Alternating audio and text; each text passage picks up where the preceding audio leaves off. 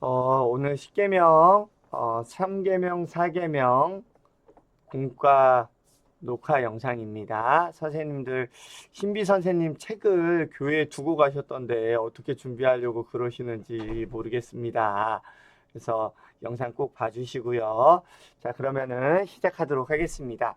3계명과 4계명 아이스 브레이크부터 한번 볼게요. 내 이름이 뭐니? 제가 단톡방에다가 올리겠습니다. 숙제로 아이들이 부모님에게 자신의 이름의 뜻이 무엇인지를 알아오는 거예요. 저 같은 경우에는 밝을 명에 클 호자를 써서 밝고 큰 사람이 되라라는 이름의 뜻입니다. 이 이름대로 살고 있는지 한번 아이들에게 한번 물어보면 좋을 것 같고요. 또 이름 때문에 놀림받은 기억이 있는지, 저는 명태라고 많이 불림 받았거든요. 이름이 명호여서 명태라는 별명으로 놀림을 받았는데 그때 기분이 어땠냐? 좋지 않죠.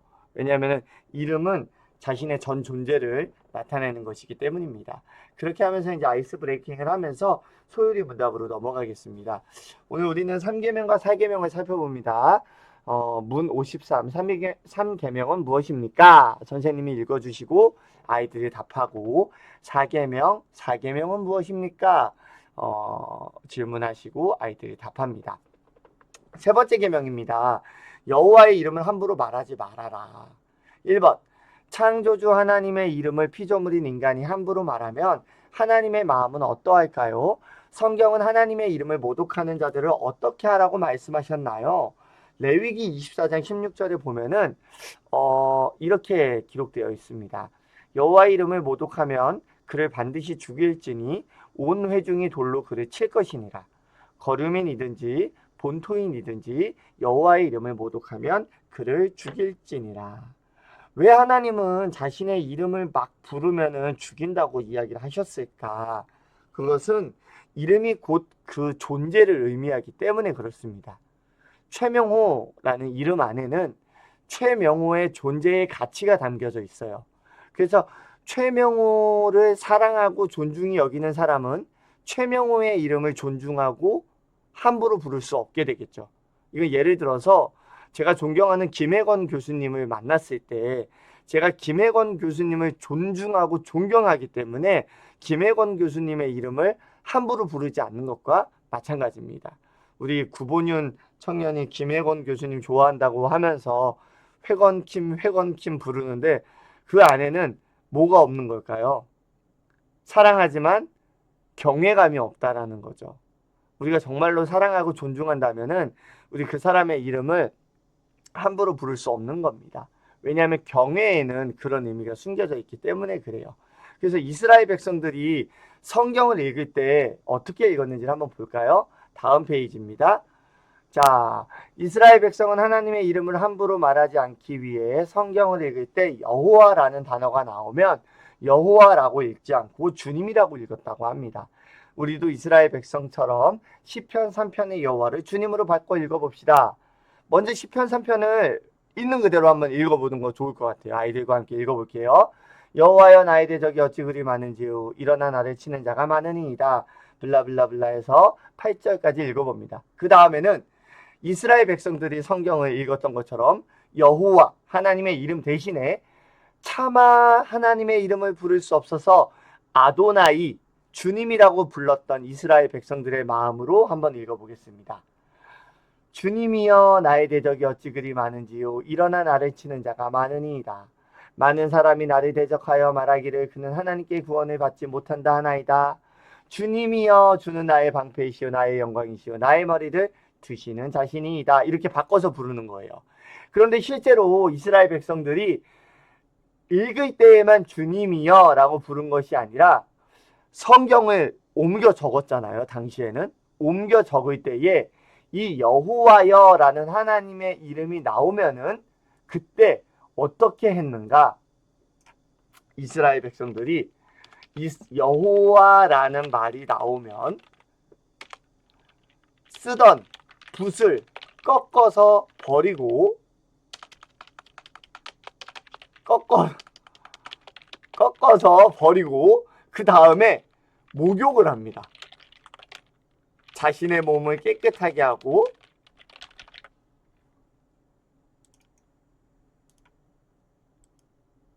그리고 나서 새 옷을 입습니다.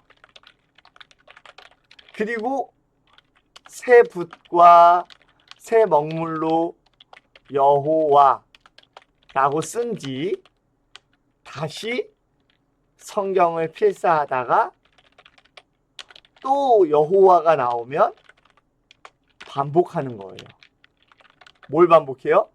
쓰던 붓을 꺾어서 버리고 목욕을 하고 새 옷을 입고 새 붓과 새 먹물로 여호와라고 쓰는 거예요. 그러니까 여러분 성경이 얼마나 많은 여호와의 이름이 나옵니까?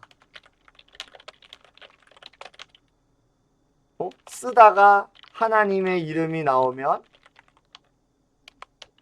또 목욕하고 새 붓을 쓰고 이걸 반복했다는 거예요. 왜? 하나님을 너무 경외하기 때문에 하나님의 이름을 함부로 부를 수 없는 거죠. 그럼 여기서 실천적인 부분이 나옵니다. 뭘까요? 바로 우리의 찬양이에요. 찬양은 하나님의 이름을 높이는 시간입니다.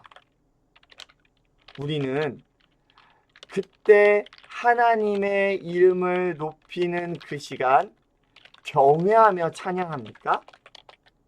아니면 아무 감동이나 존경, 예의 없이 이끄는 대로 따라 부릅니까? 이게 매우 중요한 것 같아요. 하나님의 이름을 망령되이 부르는 것은 죄송합니다. 하나님 재수 없어요. 하나님 별로예요. 이렇게 하는 것뿐만 아니라 우리가 주님을 높입니다. 예배합니다. 완전하신 나의 주님 찬양할 때에 마음을 담지 않고 그냥 대충 어거지로 부르는 그 찬양 또한 하나님의 이름을 망령되이 일컫는 거라는 거죠. 일컫는 것이라는 겁니다. 이해가 되시죠? 이 부분을 아이들에게 한번 꼭 강조해서 설명해 주셔야 돼요. 너네는 찬양을, 하나님의 이름을 높이는 찬양을 어떻게 하고 있니? 꼭 질문해 주셔야 됩니다. 자, 그 다음에 세 번째 질문은 내 입으로 하나님의 이름을 함부로 말할 수도 있죠. 우리가 예배 시간에 막 억지로 하나님을 찬양하거나 또는 친구들과 농담하면서 하나님 하면서 막 하나님의 이름을 거론하면 잘못된 거겠죠. 그런데요, 그뿐만 아니라 우리의 삶의 모습을 통해서 타인이 하나님의 이름을 잘못 부를 수 있다는 거예요. 바로 이 타인이 하나님의 이름을 조롱할 수도 있다는 것을 조심해야 돼요. 에스겔 36장 20절입니다. 그들이 이른바 그 여러 나라에서 내 거룩한 이름이 그들로 말미암아 더러워졌나니. 그들이 누구죠? 이스라엘 백성이에요. 이스라엘 백성들 때문에 여러 나라에서 하나님의 이름이 더러워졌대요. 기독교가 개독교가 됐대요. 곧 사람들이 그들을 가리켜 이르기를 이들은 여호와의 백성이라도 여호와의 땅에서 떠난 자라 하였습니다. 사람들이 너희는 교회 다녀라고 이야기를 해도 교회 다니는 삶의 모습을 보여주지 않을 때, 교회는 다니지만 교회 다니는 사람처럼 살지 않을 때 하나님의 이름이 망령되이 일컬어진다는 거예요. 그럼 여기서 우리가 실천할 것은 학교에서 너가 교회 다니는 것을 아는 사람들 앞에 어떤 평가를 받는가. 매우 중요한 것 같아요. 예수님을 믿지 않는 부모님 앞에서 너는 어떤 평가를 받는가. 점검할 수 있도록 해주세요. 정리해 보겠습니다. 여호와의 이름을 망령되이 일컫는지 않는다는 것은 첫째, 내가 하나님을 경외하며 예배하는가. 둘째, 안 믿는 세상 사람들 앞에 나는 어떻게 사는가. 이 두 가지를 점검해야 된다는 거예요. 이렇게 3계명이 끝나면 4계명으로 넘어갑니다.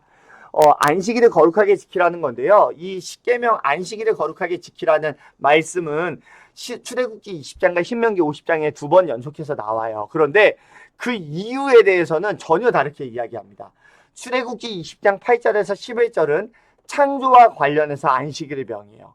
하나님이 엿새 동안 천지를 창조했고 일곱째 날에 안식하셨으니까 너희도 안식해라 라고 이야기를 하는 반면에 신명기 5장 12절 15절 찾아보셔야 됩니다. 거기를 보면은 하나님이 너희를 애굽 땅에서 이끌어내고 구원했기 때문에 너희는 안식일을 지키라라고 명령해요. 안식일을 지키라는 이유가 두 가지라는 거죠. 하나는 창조했기 때문에, 하나는 구원하셨기 때문에. 그래서 왜 안식일을 지켜야 되는가? 우리는 창조주 하나님과 구원의 하나님을 한 주간의 하루의 시간을 정해서 지켜야 된다는 거예요. 다시 한번 정리해 볼게요. 한 주간 하루의 시간만큼은 창조주 하나님, 구원자 하나님을 묵상하고 그분을 기뻐해야 합니다.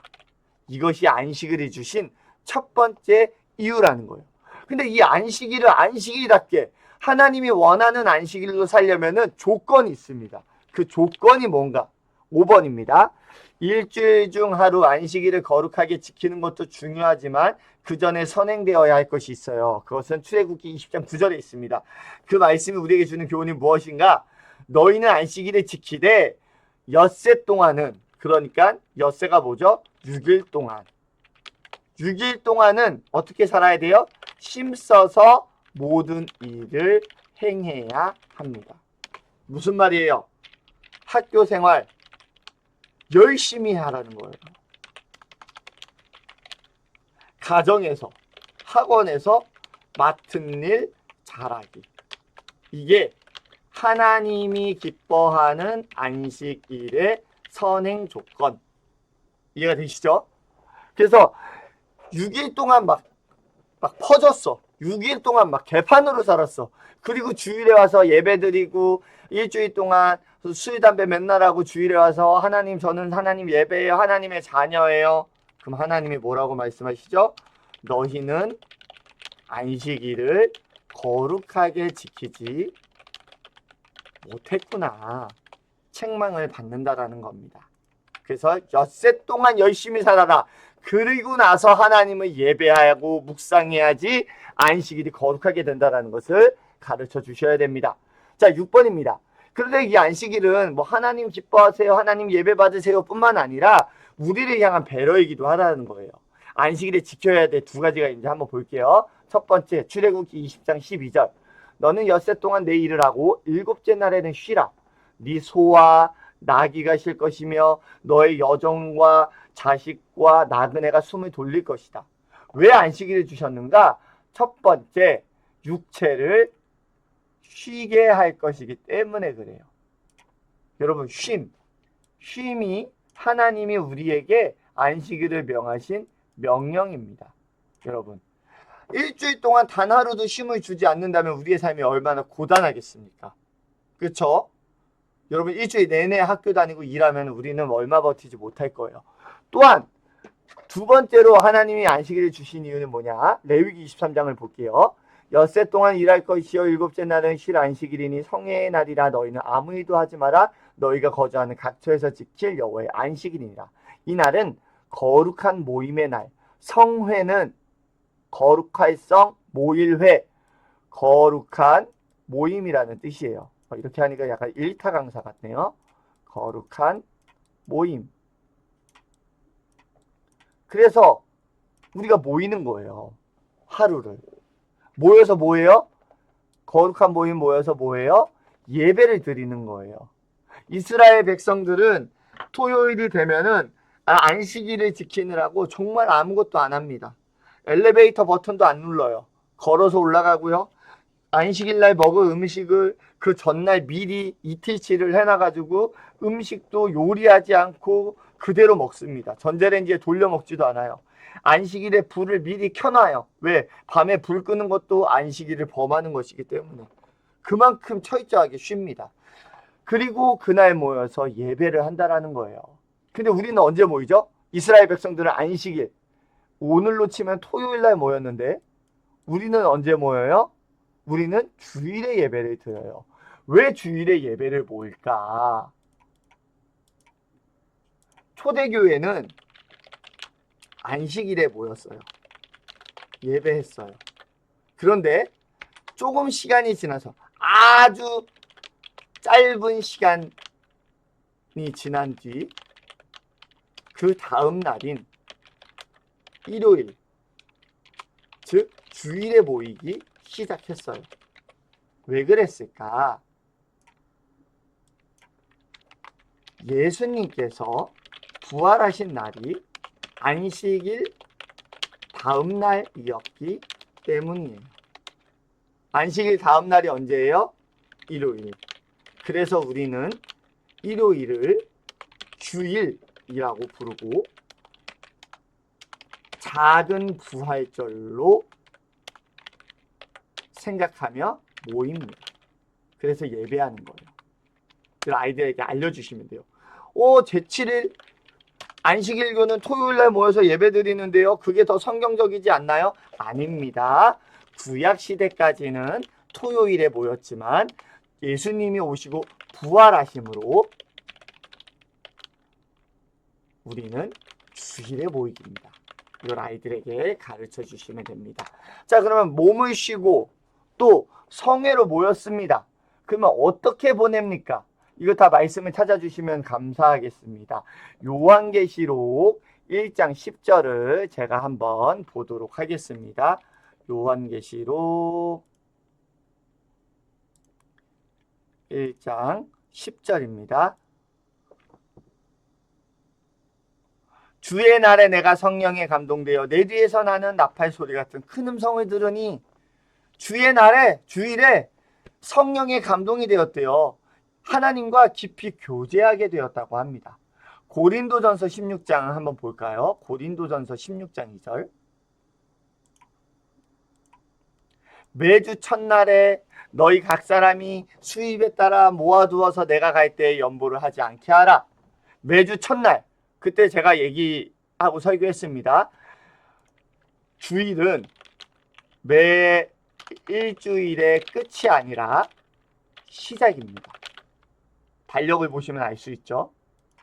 썬데이가 맨 앞에 있어요. 그래서 주일은 매주 첫날. 그때 뭐 합니까? 고린도전서 16장 2절에 보면은 헌금하래요. 왜? 가난한 자들을 돕기 위해서. 그러니까 우리가 주일날 헌금하는 것도 다 성경적인 이유가 있는 거예요. 자, 사도행전 20장 7절 마지막으로 읽어보겠습니다. 사도행전 20장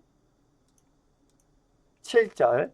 그 주간의 첫날에, 여기도 보세요. 그 주간의 첫날에, 일요일이죠. 주일에 우리가 떡을 때려 모였다니 바울이 이튿날 떠나고자 하여 그들에게 강론할세. 그 주간의 첫날, 주의 첫날 모였어요. 떡을 떼려고. 떡을 떼는 건 성찬이고 이꼴 예배입니다. 예배하려고 모였어요. 근데 그때 뭐 했어요? 바울이 강론했어요. 강론은 설교를 말합니다. 하나님의 말씀을 듣는 것. 그러니까 고린도전서 16장 2절에 따르면은 사도행전 20장 7절에 따르면 주님의 말씀을 배우려고 모여요. 그러니까 주일을 안식일을 어떻게 거룩하게 지키는가? 주일을 어떻게 거룩하게 지키는가? 하나님의 말씀을 배우고 가난한 자들을 위해 우리의 소유를 나누고 하나님과 깊이 교제하면 주일을 거룩하게 지킬 수 있어요. 단 전제. 언제? 6일 동안 열심히 살 때. 근데 여러분 이게 아이들에게 이것도 좀 가르쳐 주시면 좋겠는 게 이렇게 살면 손해예요. 남들은 7일 동안 돈 벌고 공부하고 재산을 모으는데 믿는 사람들은 하루를 쉬어야 해요. 그럼 손해 아닌가요? 손해 맞죠.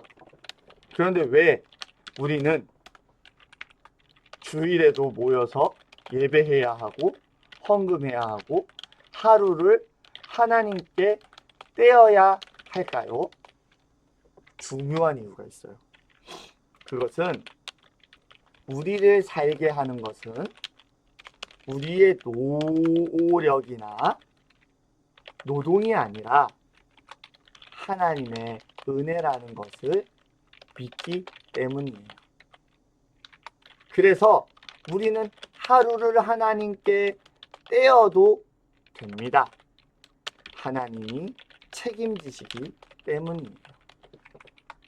아이들에게 시험 기간에 왜 주일에 나와 예배해도 되는지 꼭 알려주세요. 우리는 내 노력으로 공부하는 것이 아니라 하나님이 주신 지혜로 공부하는 존재이기 때문입니다. 자, 이러면 이제 정리를 해볼게요. 자, 우리는 오늘 3계명과 4계명을 배웠습니다. 여호와의 이름을 망령되이 일컫지 말라. 하나님을 경외하고 그런 삶을 살면 됩니다. 안식일을 거룩히 지켜라. 일주일 열심히 하나님 뜻대로 최선을 다해 살고 하나님 앞에 나와서 예배하면 하나님이 책임져 주실 것입니다. 바이블 카툰 보겠습니다. 사도행전 19장 15절에 보면 악귀가 나와서 귀신 들린 자가 막 사람들을 괴롭히고 난동을 치니까 그 중에 예수님의 이름으로 명하면은 귀신이 떠나가더라라는 소문을, 카더라 소문을 들은 스게와의 7 아들이 이 귀신 들린 사람을 찾아갑니다. 예수의 이름으로 전하면 쫓아내겠구나. 그래서 예수의 이름으로 명하는 귀신아 떠나라 그랬더니 이 스게와의 7 아들의 목소리를 들은 귀신 들린 사람이 이렇게 이야기하는 거예요. 야, 나 예수 알거든? 나 바울도 알거든? 근데 너희 누구냐? 그러면서 덤벼들어서 이 7 남자 성인의 옷을 찢어 발기고 막 때리고 꼬집고 하이키고 그래서 얘네들이 도망을 갑니다. 왜 그랬을까요? 사도행전 19장 11절에서 16절의 말씀을 한번 쭉 읽어보시면 이유가 나와요. 그 이유는 뭐냐? 하나님의 이름을 진짜로 믿어서 경외해서 예수님을 내 삶의 주인으로 모시면서 살아간 것이 아니라 예수님의 말씀과 전혀 상관없이 살다가 중요한 때가 돼서 예수님 도와주세요. 예수님 인도해 주세요. 예수님의 이름을 이용하려 했기 때문에 그래요. 예수님의 이름으로 나타나는 놀라운 일을 그냥 따라했기 때문에 그래요. 주문을 외우듯이 예수님의 이름을 부른 거죠. 예수님은 그렇게 대접할 분이 아닙니다. 예수님의 이름, 하나님의 이름은 우리가 경외감을 갖고 불러야 된다는 것을 아이들하고 마지막으로 마무리하면서 공과를 마무리해 주시면 되겠습니다. 이게 이렇게 하니까는 또 시간이 생각보다 좀 걸리네요. 그래도 우리 선생님들 공과 준비하는데 큰 도움이 되기 바라면서 여기서 마치도록 하겠습니다. 수고하세요.